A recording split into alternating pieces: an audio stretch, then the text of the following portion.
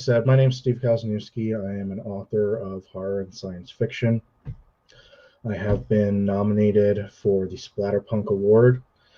I have won a few horror convention gross-out contests, so I guess I am technically an award-winning author. I have also had several books hit the #1 bestseller list on a couple of places on Amazon. So you could say I am an award-winning best-selling author. And we'll go into that over the course of these classes, if we get around to it. What exactly that means, if that means anything at all.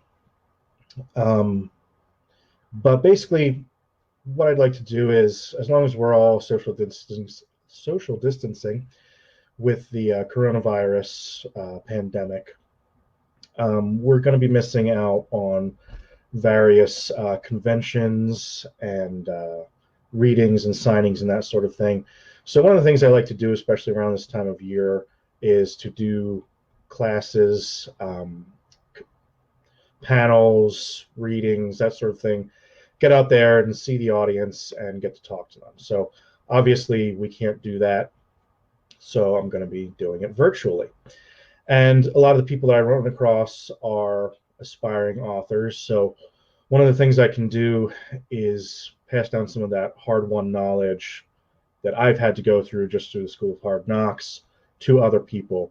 And that's one of the things that we do as authors that people don't often think about. It's kind of an apprenticeship job. You have to learn by talking to people who've done it before and then pass that information along to the next people. So welcome to Publish Like a Motherfucker with Stephen Kozeniewski. And that's the name of the series. And tonight, Wednesday, May 6th, is the original broadcast. I'm going to be putting this up on YouTube for future viewers. On YouTube, you will not be able to participate in the comments, but while we're going on Facebook Live, I'll be taking questions and comments in, as they come up, to hopefully direct this a little bit more towards what the audience is interested in, which is how I like to do panels at conventions anyway, and readings and that sort of thing.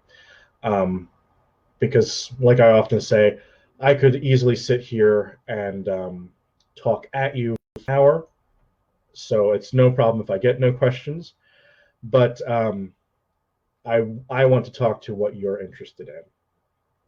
So I do see that we have some comments up. So Brad Tierney says the wizard. That's the wonderful Wizard of Koz, I guess. Alexander Bailey says you also want a Stoker for the Rising.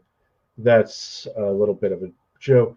I did, when I was at my mentor Brian Keene's house, I did take a picture of myself holding his Stoker for the Rising, and to pretty much everybody's shock, a lot of people believed that I had really won a Stoker. I think this was in like February or something. It was not the night of the Stokers. I didn't write the Rising. It was just kind of a funny thing that happened. And Peter Marsh says, that's what I am here for. I saw that panel you did during CoronaCon. I am super excited. Well, thanks, Peter. I'm excited too.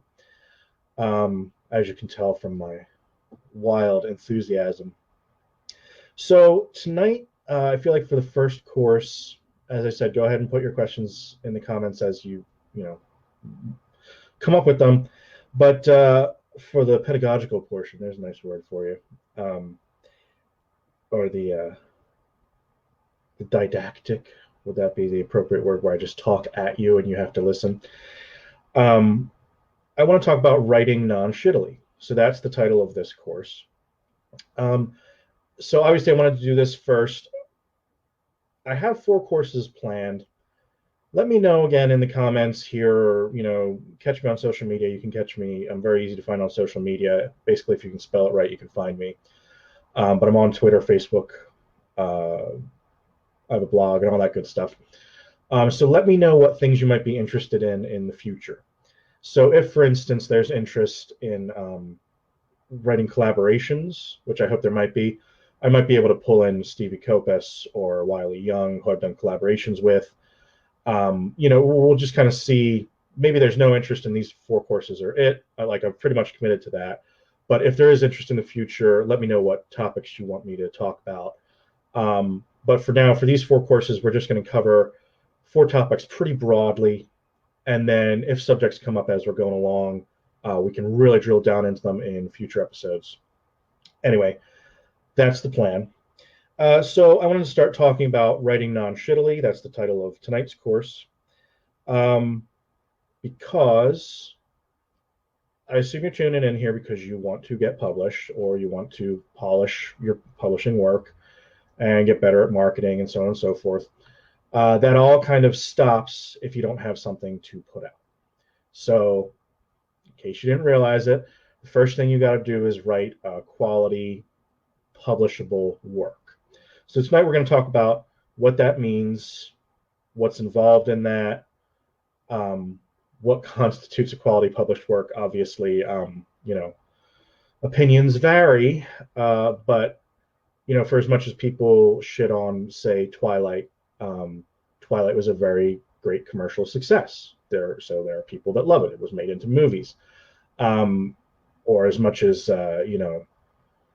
some really quality, like Jonathan Franzen, and, beautiful work of staggering genius. There's an audience for that. But it may not necessarily be what you can write or what you want to write. So first of all, I marked down on this syllabus just some kind of broad talking points. Let's talk about, first of all, genre. And okay, Peter says, sounds good. I have a ton of ideas, but what I actually write, I would not label quality. Okay, well, we'll get there, and we can talk about that. Let's talk about genre first. So what is a genre? We all sort of know what a genre is. What a genre is I've often heard it described as it's something to put on the side of the paperback. It's a place to file it in the bookstore or the library. So you have these various genres, and they are essentially made up because every work is sui generis. Every work is its own thing and can't necessarily be quantified. And then you have cross-genre work where, for instance, my own Hematophages is very clearly a cross between science fiction and horror. So where do you put that in the bookshelf? Do you put it in science fiction or do you put it in horror? Well, at the end of the day, in terms of genres, you pick one, and hopefully you get cross-genre traffic. Wesley Southard says, hi, Stephen, I miss you. I miss you too, bud. I would love to see you. I know we were supposed to have seen each other already a couple times during the breakdown, but we'll get there. We'll get vaccinated. We'll be back to slapping our backs again soon. Okay, so genre. Like I said, I'm not going to try to make this too stupid, but I want to get at the philosophical elements of what genre is. Now, another thing to bear in mind is people sometimes differentiate between genre fiction and literary fiction. So that's just basically an uptight way of doing things. You'll find a lot in this industry, as in most industries, there are things that are considered good and there are things that are considered schlock. So if you think about your movies, you have your Oscar-winning movies, you have cinema, and then you have your grindhouse movies, who certain people are going to say, well, these don't even qualify as film. I think recently, who was it, Martin Scorsese or somebody said, the Marvel movies, they're not cinema. And you get what he's saying, because some people make that differentiation between cinema and movies. It's often with those kind of highfalutin words like film or cinema. We have the same thing in the publishing industry. We have literary fiction, which means that it's something that people consider good and high quality and philosophical and something that's going to enrich your life. And then you have genre, which is considered the Kim Kardashian, the reality TV. So genre in this context, and I should, point out that we're talking about different contexts here.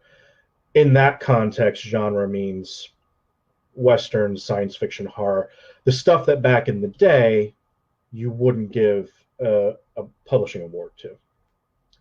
But then, of course, the truth of the matter is, Dune is going to enrich your life. I like to think my own work in some ways is going to enrich your life. Shitting on genre is something that certain critics and certain people like to do. So you should be aware that that is a thing. I've had old friends when I said, yeah, I'm a horror writer, just sort of snicker and be like, why are you writing trash? I'm like, well, I like to think I write good horror that's going to make you think. And to the people that are open and receptive to that, it is. Not to toot my own horn, but, I like to think what I write is good. I don't think I'm completely delusional about it. So that's the one context for genre. But, okay, so Alexander Bailey. Genre is an easy way to organize a bookstore. If it is a multi-genre book, it is recommended you put it in with where the readers would know the author's work best. That is at least how I used to do it when I worked at a bookstore. There you go, straight from the horse's mouth. So you'll have things like, for instance, Stephen King wrote, what's it called, 11/22/63 or whatever the date was, which is kind of like a time travel. It's like a science fiction piece. But because he's King, they probably file it with horror. So they say, okay, look, people are expecting the Kings to be under horror. So if there's any possible way that we can call these things horror, even if they have more of a science fiction bent, even if they have more of a literary bent or cowboy bent or whatever, we're going to file it with horror because that's where people are going to find it. And as Alexander pointed out, with the multi-genre things, you'll file it where you best think it will find the audience. So if you think your science fiction / horror work is going to resonate best with the horror people, that's where you can file it. And if you think it's going to resonate best with the science fiction people, that's where you can file it. And then when word gets out, the audience is going to come in. So understanding and knowing that genre is a construct is one of the first things that you have to get through your head. People talk about writing to market or writing to trends.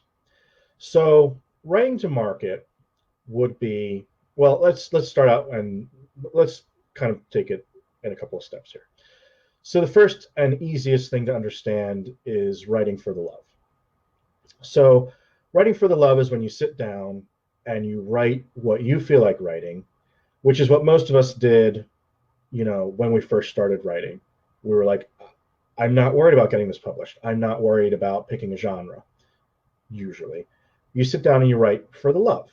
So it's this ars gratia artis. I'm sorry if I keep dropping all these 50-cent words on you folks. I sometimes get yelled at for using the big words and the foreign words. Ars gratia artis is, of course, art for its own sake. It's because you love what you're writing, you wrote it. So then when you get to the end of that, that's where you try to cram it into that genre hole if you think it's good enough to be published. And I'm going to warn you, most things in this industry, most things that I talk about come with caveats. So you can't really say anything with any absolute certitude because somebody's always going to say, actually, I did it this way. But with understanding those caveats, your first book is almost certainly not going to be publishable. It's probably going to be your 10th book. I've often heard it takes 10,000 hours to reach mastery of any subject. In publishing in particular, it's 1 million words. Prose, I should say. I don't know how many words it is for poetry. But let's say the 10,000 hour equivalent for poetry. It's 1 million words. So what is that? That's 10, maybe more books. So you are going to have these trunked books. That's what they call them, is a trunk novel. The idea being back in the 50s or whatever, when you typed something up and you had a manuscript, but it wasn't good enough to be published, you put it in the footlocker at the foot of your bed. You put it in your trunk. So you're going to have a bunch of trunk novels before you even have anything that's good enough to publish. And that's okay. Don't feel bad about that. I have 1,000,000 words worth of trunk novels that are probably never going to see the light of day. That's in addition to my trunk novels that I published online for fun. Okay. So don't worry about it. You got to put in the time. If you want to have any kind of meaningful career, and I'm not saying my career is meaningful or my career is what you're necessarily aspiring to, again, with the caveats, right? One of the things you have to decide is to pick a goal. Now, if your goal is that you like writing and you do it for pleasure, you don't care if anyone ever sees it, cool. Good on you for that. Make sure nobody ever sees it.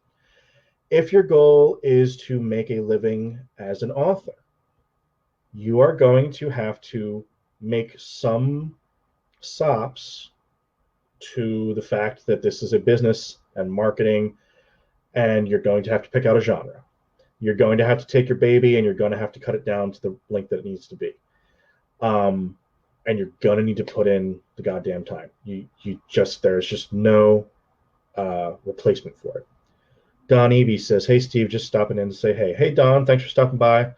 I saw you and Lauren commented on the Facebook a couple times today. I know this probably isn't your necessarily you guys' cup of tea, but thanks for the support. Really do appreciate it. I appreciate all your support. Thanks to everybody for showing up. So we were talking about, I apologize if I'm meandering a bit. The first and easiest kind of writing to understand is writing for the love. So it's just writing what you feel like writing. And then there's writing to market. So that's sort of what I was just talking about. If I have certainly done this, as I was saying, I'm trying to make a career of this. You have to give in a little bit to the audience and what the audience wants. If you are a romance writer, I'm not an expert on romance, so if there are any romance writers out there, let me know in the comments if I'm saying this incorrectly. But the reason I pick romance is because romance in particular, there are a set of tropes, there are a set of expectations, and you will not have success if you try to break the mold. If you stay within the mold, you may have great success. And within that certain shoot, you can vary a little bit. But if you're writing romance that has to have a happily ever after, they sometimes say an HEA when they're talking about romance, that means that the couple, however much they fight throughout the course of the book, at the end, they wind up together. That is as close to mandatory as anything can be in this industry. And if you don't do that, your audience is just going to revolt. You're going to have a bunch of Annie Wilkeses on your hands, okay? So, like I said, I wasn't trying to pick on horror or romance. I just know that romance has a lot of rules that the audience expects. It's not meant to belittle that genre, because I don't believe in belittling genres. I just understand they're all a little bit different. Science fiction has a certain air about them. Horror writers have a certain air about them. The black T-shirts and the we're cool and we're on the outside and we're on the outskirts. That's a very horror attitude, and this is the romance attitude, which is that there are certain rules you cannot break. Okay, Peter Marsh says, that has been the consistent advice I've always heard writers say. It is like what you guys said in the panel, button chair. Yes, button chair, fingers on keys, and whatever that means to you. It may mean, I know people who have to get typewriters or word processors because they're too distracted by social media. I know some people who they just have to set aside an hour a day and just purely write during that hour and do their research and do their planning. And other times, I know other people it's much more organic. I'm more like that. My girlfriend will say I'm not, but she says I'm not much of a free spirit. But I'll do things like I'll start writing, I'll realize there's something I need to research, I'll hop over, I'll research it. I might ask questions on social media to get input on something that I'm writing. So it's kind of a wishy-washy thing. So there you go, honey. I'm a free spirit when it comes to writing. So I apologize for dropping that train of thought, but okay. So we were talking about for the love, then writing to market. So my point with the whole romance example is romance writers who don't write to market, to some extent, are doing themselves a disservice. They're not going to have a very successful career. People sometimes shit on the idea of writing to market, and I understand, because some people want to have a literary magazine and sell 10 copies, and that's all their goal really is, and I guess that's fine. And if you're if you're so devoted to your artistic integrity that you can't stand to bend the rules at all, okay, cool. But you're not going to be successful in the industry. You're just going to be a guy who writes and has great artistic integrity and nobody's ever heard of, which is fine. There's nothing wrong with that. I'm just focusing here in these classes on getting published. So accept the fact that you have to write to the market somewhat. If you're a romance writer, you got to have a happily ever after. If you're a zombie writer, you're going to have those guts get eaten at some point. And that sort of thing. So that's writing to market. It's giving the audience what they want to a certain degree. Again, I apologize, because trying to teach people how to be a writer is a lot different than saying, here's how I wrote Brainerd Jones. I'm trying to make this kind of open-ended so it's helpful for everyone. So I apologize if that ends up seeming a bit wishy-washy. So if we're talking about these three things, writing for love, writing to market, and then chasing trends, it's kind of like, the three little bears with the hot porridge, the cold porridge, and the just right porridge. I feel that writing to market is just right if you intend to have any kind of publishing career. Writing for the love, great. If you guys, well, all right, I'll tell a story since this is my class. There is a very odd author whose name was Henry Darger. And if you ever get the chance, I worry that I'm going to screw up this anecdote a little bit, but look up Henry Darger and see about his life. And he was this, as far as anybody knew, quiet, gentle janitor, I believe. Or custodian, sorry. I know Alexander's going to yell at me. He was this custodian who, as far as anybody knew, was gentle, never hurt a soul, blah, blah, blah, blah, blah. And lives his whole life. He dies. The people go to his apartment, and they find these just like reams, like a crazy person, like from The Shining, just these reams of stuff that he has just been writing for his whole life. And it's these really complicated, strange, artistic, just like the children are elves, and it's this very out there kind of thing. And Henry Darger is like that classic example of ars gratiae artis. All he wanted to do was write. That was what gave him pleasure, and it never left his apartment. And now he just kind of stands as an example for us.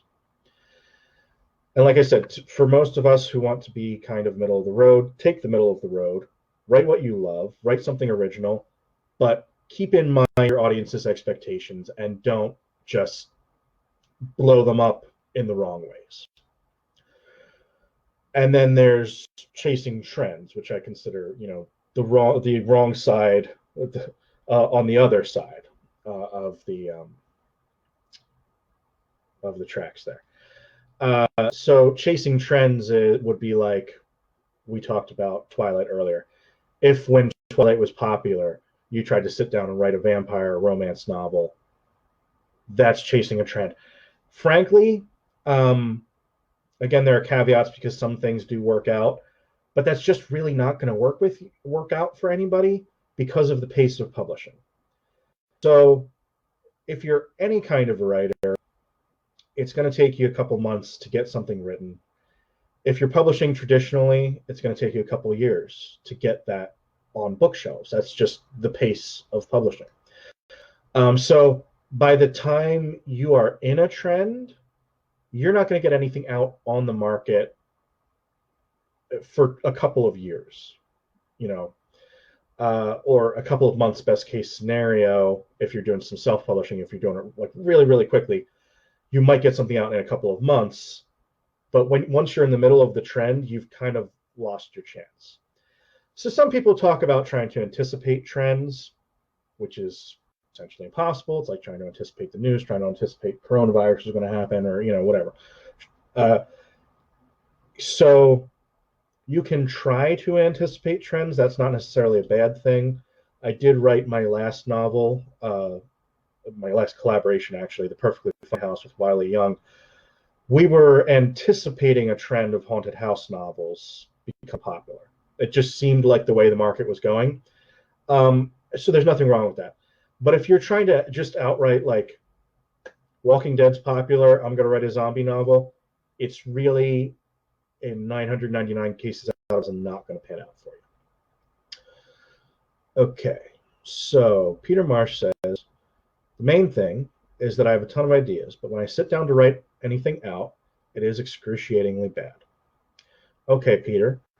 So I already talked about the solution to that, and unfortunately, it's not an easy one, but maybe I can actually give you some advice on that.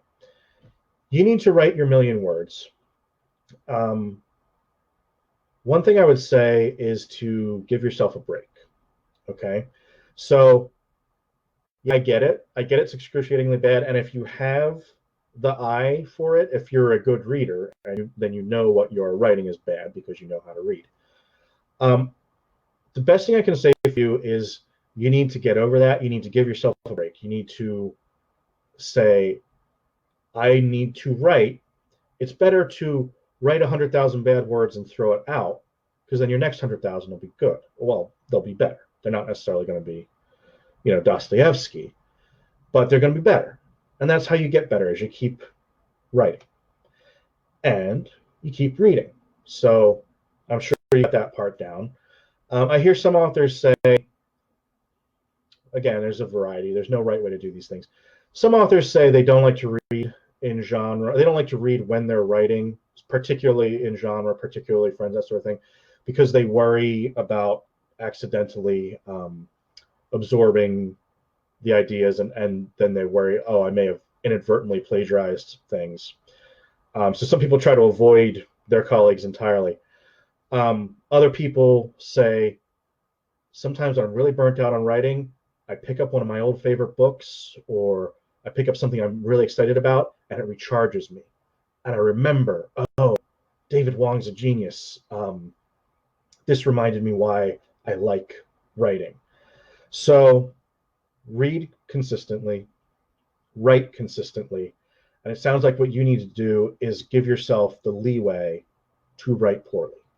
I mean, just feel bad about it. Because if you want, I'll go dig up one of the first things I wrote, and read it here, and you'll see it's just garbage. It is. There's no way around it. It's like baby learning to walk. It's all cute and stuff, but a baby's first few steps are terrible. They're probably holding onto a table. They're barely walking. Why get excited about that? But what do the parents do? The parents go, "Oh, good job! You did great." And that's what you need to do. You need to give yourself a break and write, and be okay with it being crummy. And remember, if it's still crummy after 10 full-length novels, okay, maybe it's not for you. You could still find a niche. I like to say, it's like basketball or anything else. There's natural talent and there's earned talent.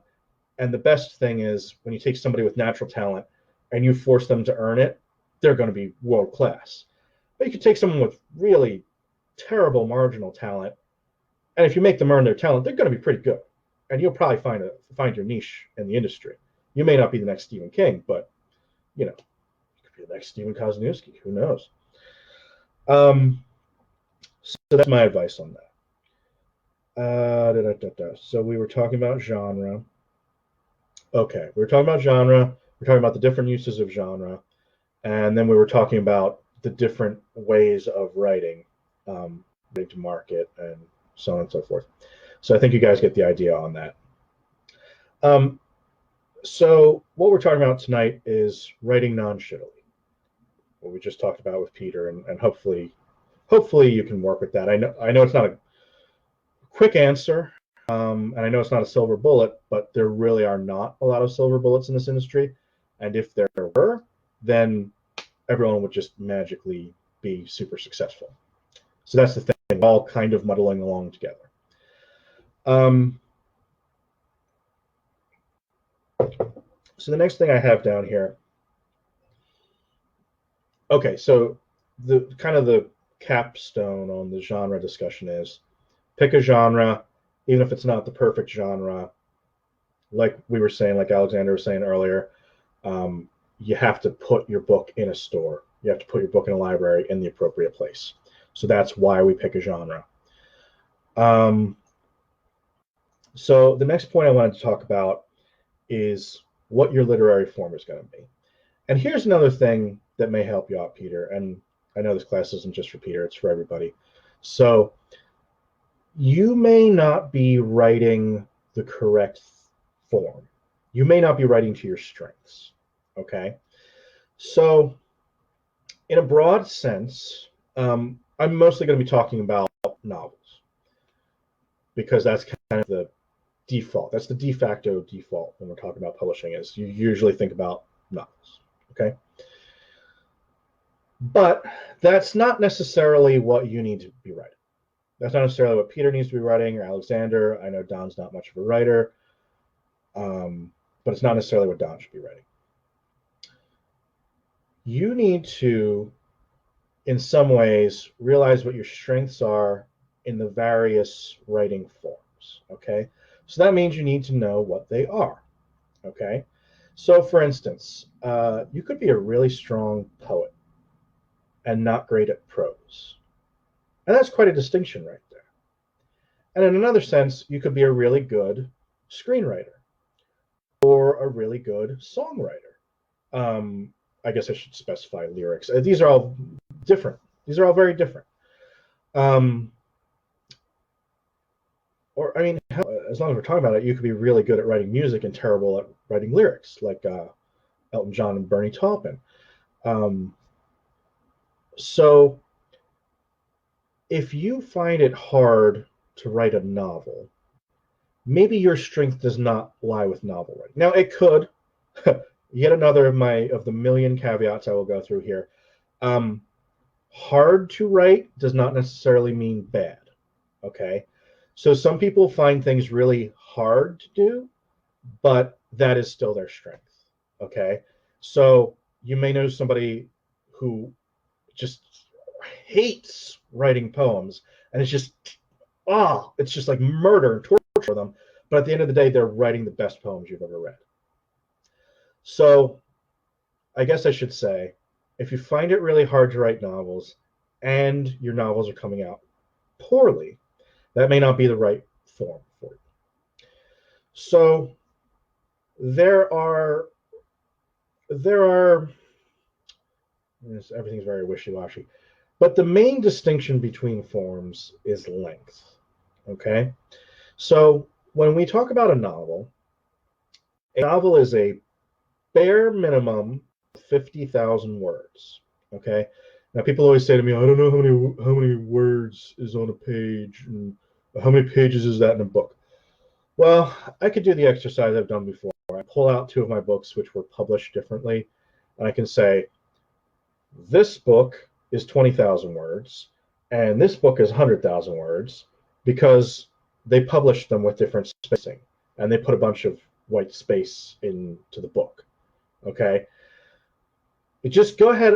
I'm not even gonna really entertain that view for the vast majority of these courses. It's just something you need to get over. Just get the fuck over it right now. 35 minutes into course, writers talk about words. I get it. Pages are different in Microsoft Word.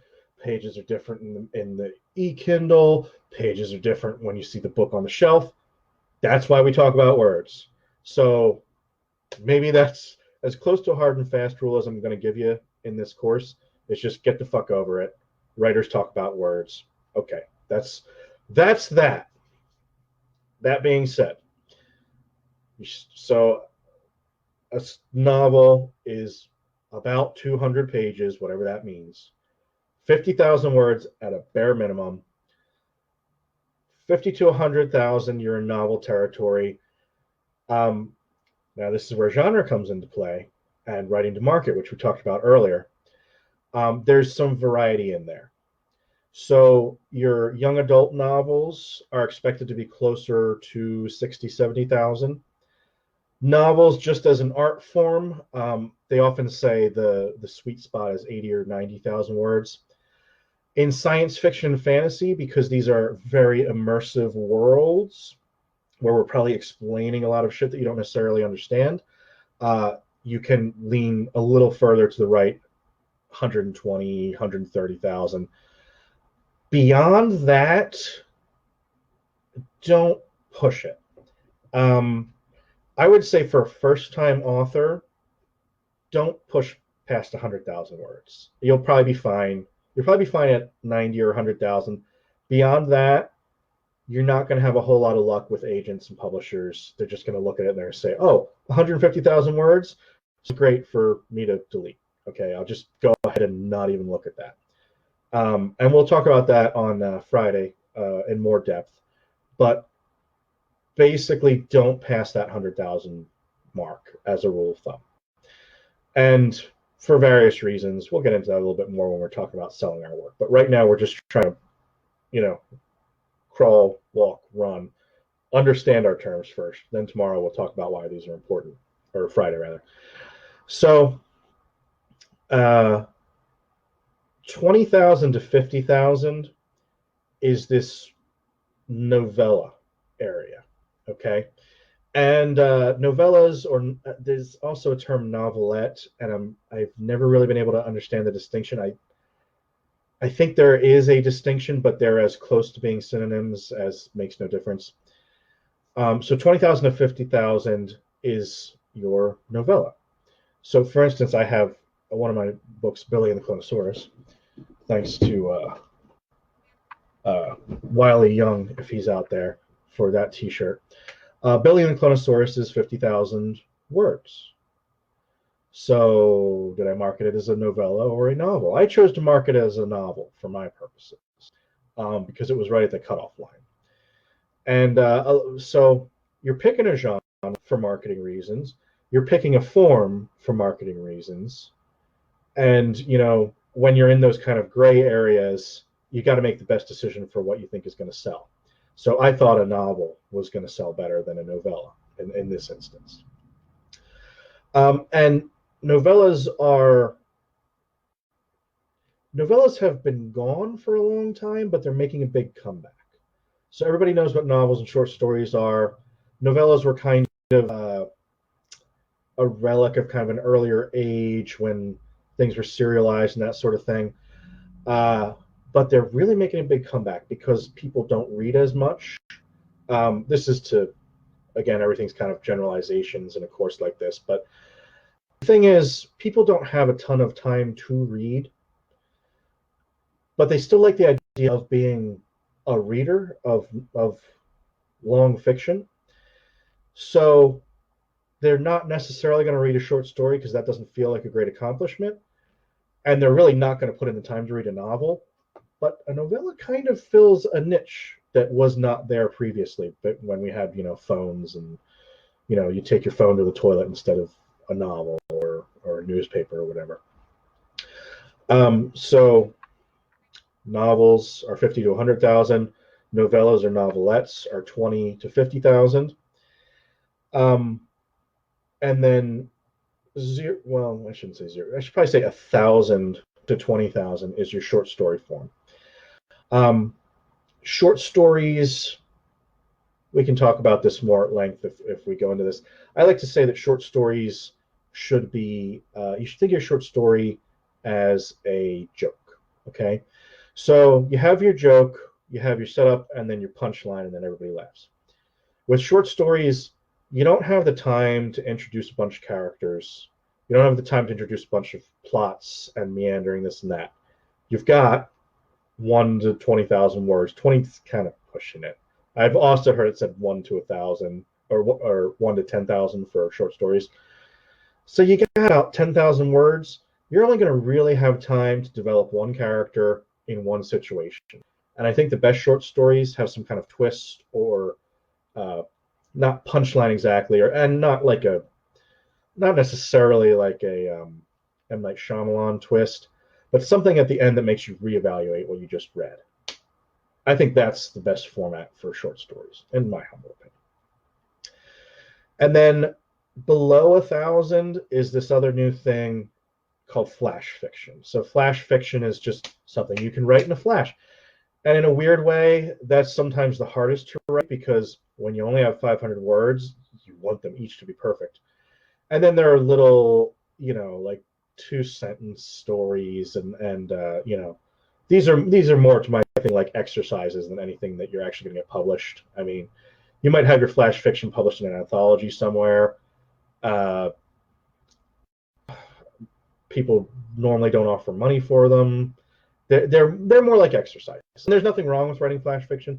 So one of the things, Peter, I'm sorry to keep hammering on you, but you really, I should say, you know what? You're welcome for keep hammering on you, because you really encapsulated a lot of the problems that starting writers often have. So one of the things you may want to do is try writing a flash fiction piece. I mean, it's going to be short, so if it's crummy, well, then it didn't take you that much time. Or you may be trying to write novels, and you should really your strengths are with short fiction. Like maybe you just can't handle the long haul. Or maybe you're kind of intermediate. You want a little more room to breathe, so then maybe you should be writing novellas. Or maybe you're just kind of a stream of consciousness type person. You should really be writing poetry. Just think about maybe you can take up a different format. And they're all saleable. They're all saleable in different ways, not necessarily for the same amount of money. And I know in a lot of ways, as I stated at the beginning of this course, novel is kind of the default for people's ways of thinking. They think, oh, novel, that's what gets published. So, yeah. Anyway, I apologize to Alexander because I have seen your question up there for a few minutes and I've not been addressing it, but I just wanted to get that part out.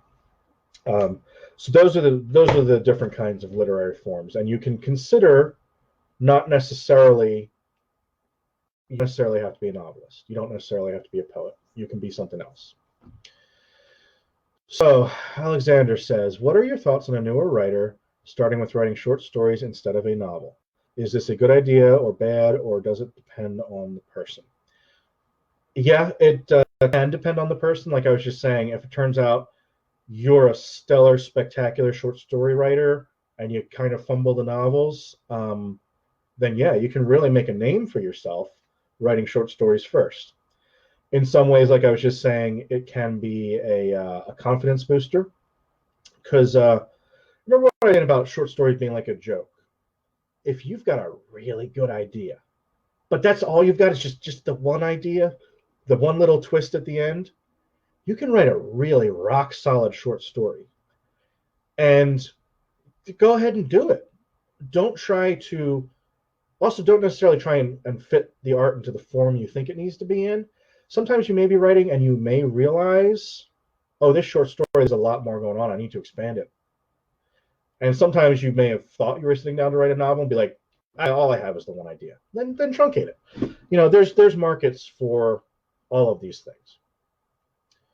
No need to apologize. You're the teacher. Yeah, that's right. Okay. So he said, does it depend on the person? Yeah. So it can depend on the person where their skill set lies. It can also depend on the market. A lot of authors that are just a little bit older than me, just maybe 10, 20 years older than me, they talk about a time when you had to cut your teeth writing short stories before anyone will give you a novel deal. And that was the nature of the market in the 70s and 80s. It had all these markets for short stories that you could get into, make a splash. Then once your name was known, a publishing house like Macmillan would take a risk on you. Okay? That's not necessarily the case anymore because those markets for short stories aren't there anymore. And if you want to go even further back in the, Wayback Machine, there were times when people made all of their money just writing short stories, because that's what the entire market consisted of. Your New York Post and your, Saturday Night Review or whatever they're called. I don't even know if those are actual periodicals. And I used to work in a library in a periodicals department. Isn't that terrible? I can't come up with one. Weird Tales. How about that? Weird Tales. Used to be Lovecraft. I mean, he lived like a pauper in his lifetime, but he lived off of his short work. Or, Vonnegut. The 50s and the 30s were very different times. And the 80s and 90s were very different times too. Now, with the advent of self-publishing, which we'll be talking about on Monday, if you've got a good enough novel, you can get to traction. I mean, what's her name? E.L. James, who wrote 50 Shades of Grey, that was the first thing she ever wrote, and she blew up.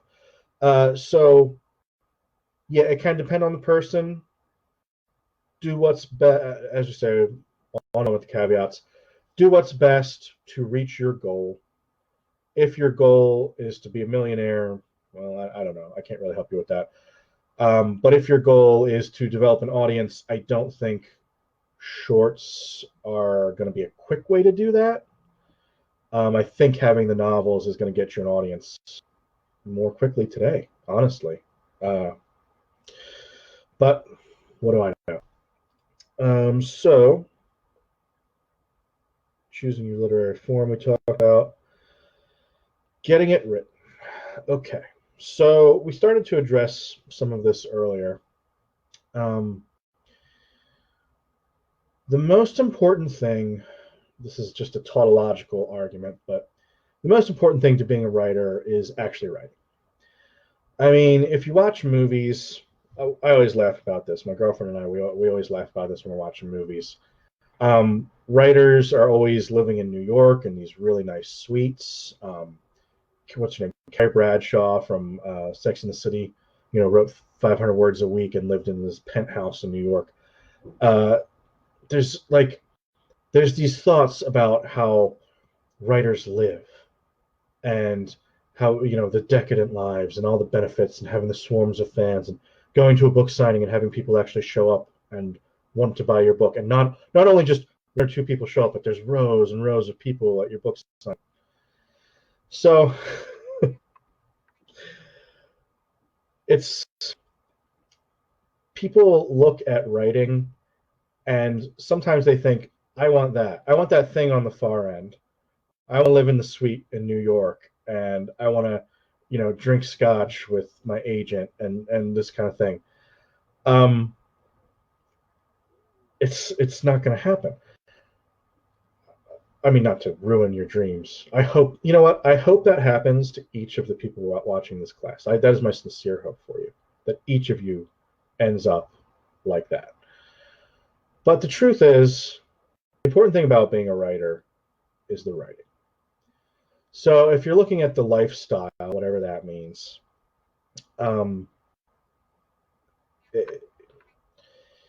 it's not going to help you. Drinking scotch with old men in suits, yeah, it's something it seems like writers do, but it's not going to help you get published. You can't jump over the whole publishing part and go to having the readings with the filled out, with the filled out audiences. You have to sit down and you have to write. You have to love writing. You have to, it's almost more than a love because it's kind of this love-hate thing. I know I'm going very philosophical. I don't know how helpful this is at this point. You have to love it and you have to hate it at the same time, because you have to love it enough to keep doing it, but hate it enough to destroy the crappy parts. And you have to, some writers say, this veers on the edge of highfalutin, but I know what they mean. BP Gregory likes drinking scotch with old men in suits. Thanks. Hi, BP. What the hell was I talking about? This is much hard. I do apologize if I've been a little more all over the place than normal. I am used to doing this in front of a live audience, and you kind of play off their energy. Point being, oh right, this sounds a little bit highfalutin, but people sometimes say that you have to be unable to not be a writer. Like you can't imagine it not being in your life. If you were on my mentor Brian Keene often says, if you were on a desert island and all you had was a stick, you'd still be writing stories in the sand. And there's truth in that. I don't mean to say that that it's bad. I don't mean when I say that it's a little bit highfalutin, a little bit philosophical, that it's bad, because there is truth in that. It is a part of who you are. It's developed to some extent, but you have to want to do this miserable job, no money, for decades, for the possibility that maybe one day you could get money doing it, and keep doing your day job and hopefully not neglect your family. That all needs to be within you.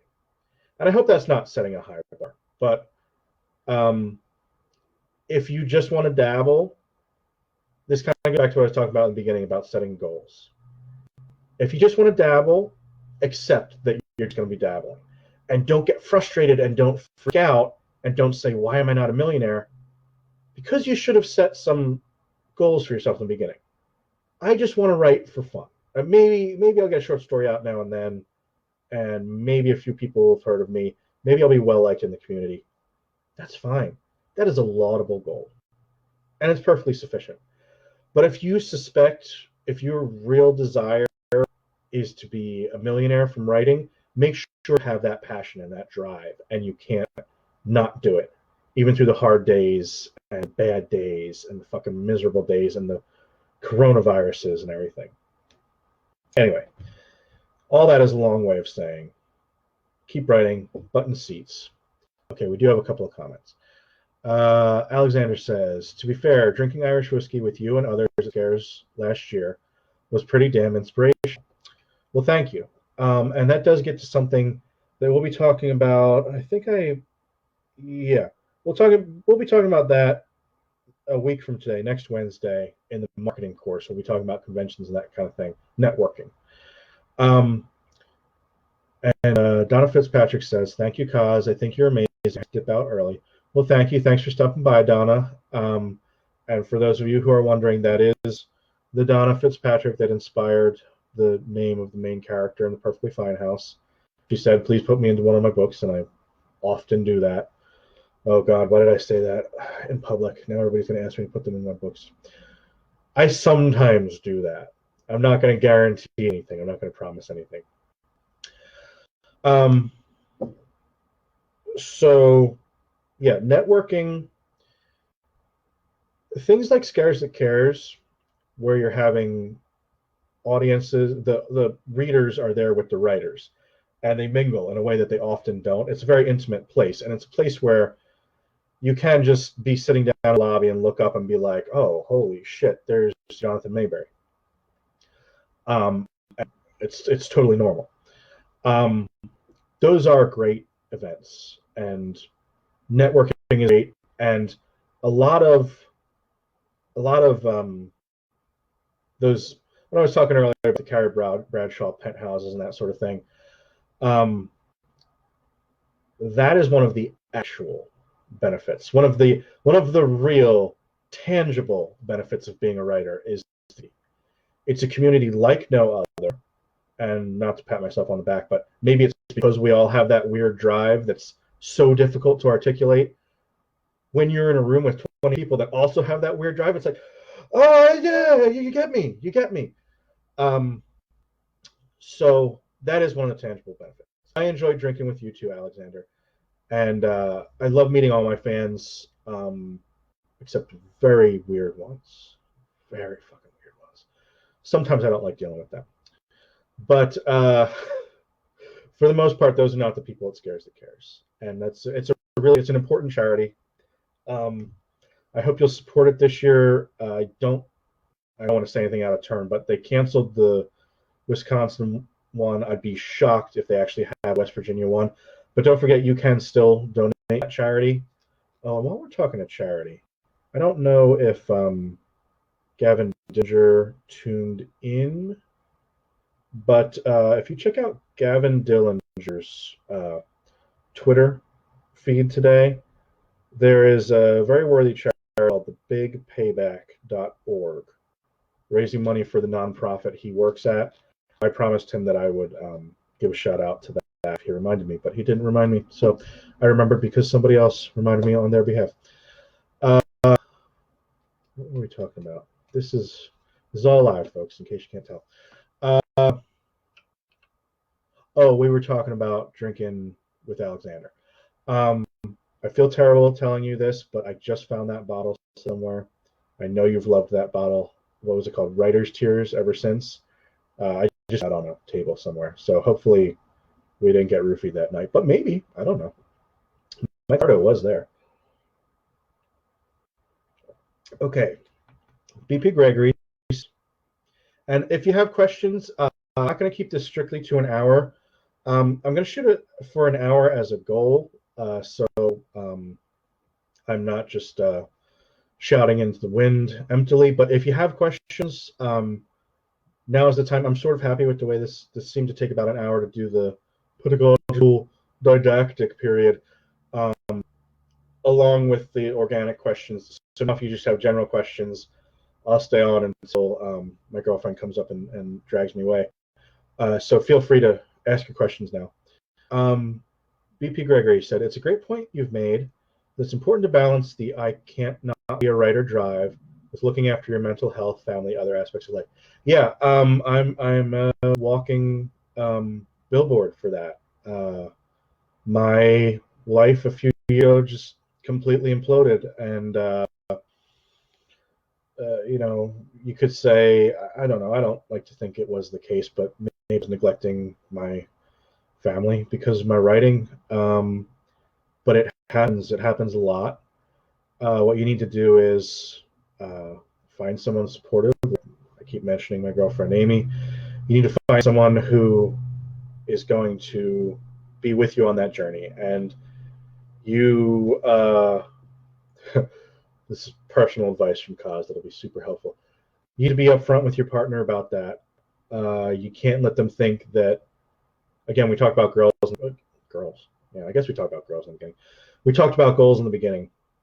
You need to be upfront with your partner if this is just a hobby that you can set aside at any time, or if this is something that you're going to be driven to do, and you're going to be out of town a few times a year at conventions, and you're going to be not able to watch the kids sometimes. I mean, watch your fucking kids.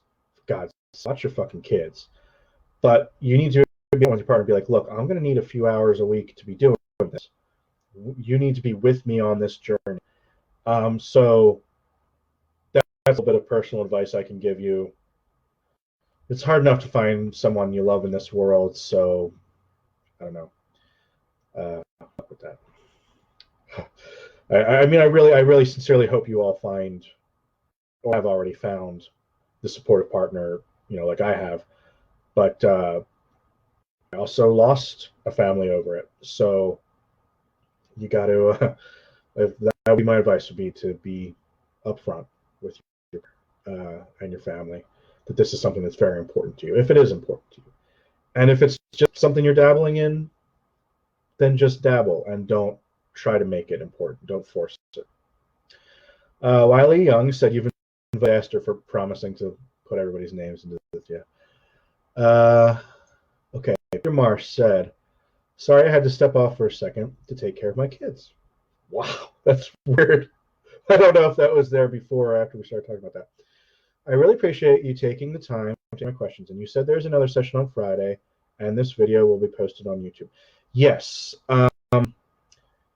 My blog, which is manuscriptsburn.blogspot.com, or again, Google Kozeniewski, and if you spell it right, you can probably find it. I just posted today the times and dates. What I wanted to say about times was I kind of posted tentative times. I don't think anybody's going to hold me super fast to what I posted on the blog today. We've had pretty good participation. I may adjust the time on Friday, and I mean Fridays are tough, but well, not really with the living in the age of coronavirus. But I may adjust the times depending on how participation is. It's hard. I don't want to just keep doing it at 7 and nobody can tune in at 7, so I may adjust fire on that. But the plan is right now on 4 courses, which is Wednesday, Friday, Monday, Wednesday. And if it happens organically, or if you want to hear about something specific, reach out, let me know. I'll happily tailor a class. And if these are very successful, we can do a 5th, 6th. We can make it ongoing. I don't care. I was not kidding at the beginning. I love doing this shit. This talking to people and passing on the shit that I know. You can ask my girlfriend again. See how supportive she is. She listens to this shit 16 hours a day. Think about that. I love nothing more than talking and sharing and talking philosophy and hopefully practical advice and that sort of thing. So yeah, if you all have 100 questions, I'll happily talk until I have to go to work in the morning, which is luckily right downstairs. So, all right, man, you're welcome, Peter. Alexander Bailey, how much to pay you to put me in the Clickers book you and Wiley are writing? $1,000. $1,000 US. And I will be keeping the money. Wiley doesn't get any of that. So, okay. Comments seem to have tapered off. So maybe we are at a stopping point. If nobody has any other questions, we've gone just questions or comments or whatever. We've gone just a little bit over an hour. And yeah, that was the other part of Peter's question. Yeah, I'm going to be putting these on YouTube. So they'll be there. They'll be available for the hopefully nuggets of wisdom and the great big turd that is this video, like the corn, the little corn. They'll be there up on YouTube for posterity. But of course, I can't answer your question. You can't participate if you're not here for the live readings. So tell your friends. Hopefully we'll see you again. So I guess we'll call that quits. And I will just, if I was smart, I would have this all memorized and just what I'm pitching next. Well, pitching. I said earlier, it was one of the questions, if you can spell it right, you can probably find me online. If you get over to Amazon, if that's your preferred bookseller, I have a bunch of books up there right now. The Perfectly Fine House. If you'd like to buy that in paperback, that would really help support my publisher. I've got the Hematophages I talked about earlier. All my books are up on Amazon. Some of them are available through other booksellers. If you like what you hear, you can go pick them up. If we're back on Friday, I'm going to say tentatively 7 again. I'm not sure how Fridays are going to pan out. We're going to be talking about finding a publisher, agent, or blanket to weep under. So we touched on that earlier, the difficulties of going from having something which is hopefully not shitty, which after this course you'll hopefully have the tools to do. I can't do it for you, and hopefully I've gotten that main point across. Hopefully after this course you have the tools to write non-shittily, and then Friday we'll go into what to do now that you have that manuscript in your hands. And Alexander said, thank you for doing this, Kaz. Not only is it helpful and inspirational, it's helping remind me that I'm not alone in this crazy fucking world we're in. Yeah, and that's why I wanted to do it. I've been getting into a rut lately. Like I was sort of joking, but not really earlier. I'm like, when I have to go to work, I just have to go upstairs. And then my escape is, I don't know, gas station for cigarettes once. I'm sorry, only the essentials. My escape is going to the grocery store for cigarettes and life-saving rice and food and so forth. The cigarettes are secondary. That's my point. Um, yeah, it's becoming very much like Groundhog Day here. I just, I'm just working all the time, and I miss things like this. We've already had a bunch of conventions canceled. Like I said earlier, I'll be shocked if more aren't canceled. Amy Lauer, that's my girlfriend, she said, "Yep." I guess the way of saying, "Yeah, it's time to wrap it the fuck up." So, yeah, I'm glad you felt that way out there. I felt that way too, and I'm really looking forward to hopefully seeing you all again on Friday, Monday, Wednesday, and thanks for coming out.